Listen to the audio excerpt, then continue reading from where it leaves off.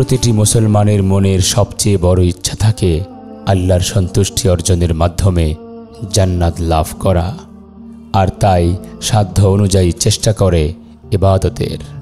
এমনই সুন্দর একটি চেষ্টা হলো এই মসজিদ নির্মাণ করা।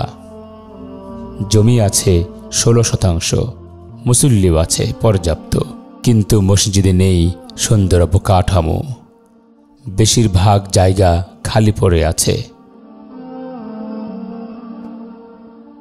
আমাদের এই যে পিছনে একটা মসজিদ রয়েছে, এই মসজিদটির নাম হলো বাইতুন নূর জামে মসজিদ। আমরা গ্রামবাসীরা মিলে আমাদের সামর্থ্য অনুযায়ী এই মসজিদটি এভাবে নির্মাণ করেছি টিন দিয়ে।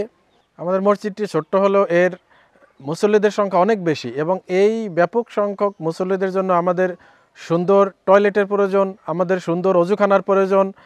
সামনে পিছনে মিলে এই মসজিদটির নামে 16% জায়গা ওয়াকফ করা, কিন্তু যেই পরিমাণ জায়গা মসজিদে ওয়াকফ করা, এই সম্পূর্ণ জায়গার উপরে মসজিদ নির্মাণ করা গ্রামবাসীর পক্ষে সম্ভব হচ্ছে না। আমরা সামর্থ্যবান নই।